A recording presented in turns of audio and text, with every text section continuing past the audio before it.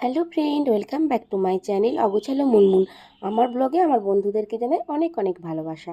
তো আজকে আমি কি রেসিপি ভিডিও নিয়ে চলে এসেছি তো দেখেই বুঝতে পারছো। আজকে আমি বসন্তের সেরা স্বাদের একটা রেসিপি নিয়ে চলে এসেছি, ঠিক আছে। তো এখানে আমি কি রেসিপি নিয়ে এসেছি বলো তো। এখানে ডাঁটা, আলু আর মসুর ডালের বড়া দিয়ে পোস্ত, ঠিক আছে। দেখতেই পাচ্ছ এখানে আলু কেটে নিয়েছি, ডাঁটাও কেটে নিয়েছি, পোস্ত নিয়ে নিয়েছি আর মসুর ডালটাও বেটে নিয়েছি, ভিজিয়ে রেখেছিলাম, ঠিক আছে। তো দেখো এখানে আমি পোস্তটাও কিন্তু বেটে নিয়েছি, দেখতে পেয়েছো। আর আগেই বলেছি মসুর ডালটা বেটে নিয়েছিলাম।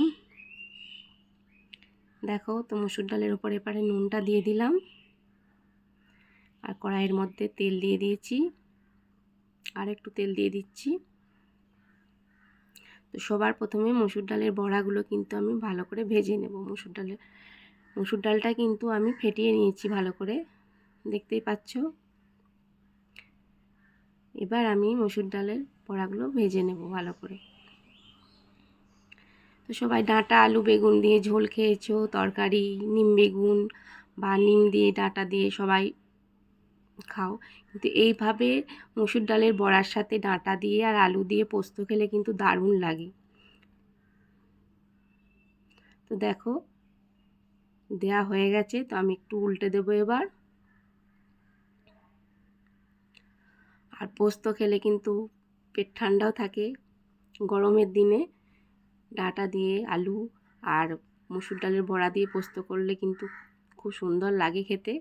সবাইকে বলবো, সবাই তো তরকারি খাও বা ঝোল খাও, নানা রকম রেসিপি বানিয়ে খাও, তো এইভাবে পোস্ত বানিয়েও একবার খেয়ে দেখো, খুব ভালো লাগবে।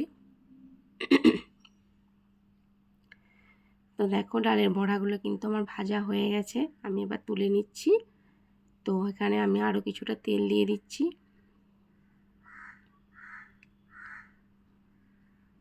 তো দেখো তেলটা হয়ে গেছে, আমি এবার আলুটা কিন্তু দিয়ে দেবো। আলুটা কিন্তু আমি কিছুটা সেদ্ধ করে রেখেছিলাম।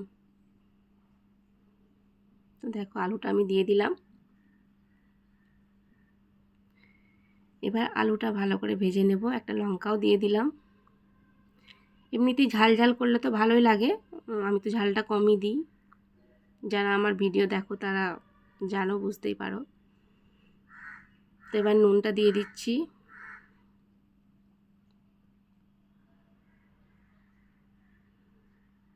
এবার অল্প করে কাশ্মীরি লঙ্কার গুঁড়ো দিয়ে দিচ্ছি, দিয়ে ভালো করে কিন্তু আমি ভেজে নেব। আমি কিন্তু এখন ডাঁটাটা দিইনি, ঠিক আছে। ডাঁটাটা দিলে কেমন কালারটা অন্যরকম হয়ে যাবে এখন ভাজলে। ডাঁটা আমি ভাজি না। তো আলুটা দেখতে পাচ্ছ ভালো করে ভাজা হয়েই গেছে। এবার আমি ডাঁটাটা কিন্তু তুলে দিচ্ছি।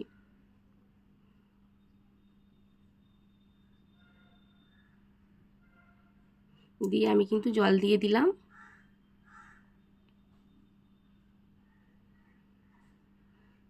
তো দেখো ফুটছে এখানে,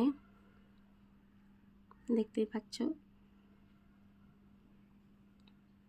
এবার আমি যে ডালের বড়াগুলো করে রেখেছিলাম সেই ডালের বড়াগুলোও কিন্তু দিয়ে দিচ্ছি।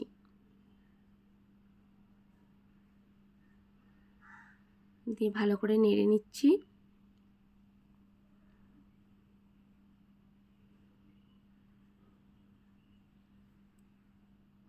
এবার আমি ভালো করে কিন্তু ঢাকা দিয়ে দিলাম একবার। তো কিছুক্ষণ হোক, তো চলো দেখি এবার কতটা কি হলো।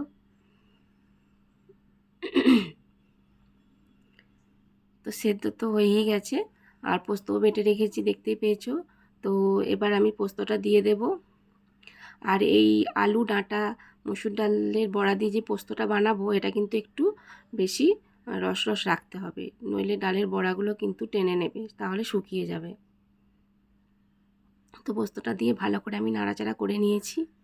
তো দেখতেই পাচ্ছ ডাঁটা, আলু আর মসুর ডালের বড়া দিয়ে পোস্ত আমার একদম রেডি হয়ে গেছে। তো আজকে আমার ভিডিও তোমাদের কেমন লাগলো অবশ্যই কমেন্ট করে জানিও। আর বন্ধুরা তোমরা সবাই কেমন আছো সেটাও জানিও।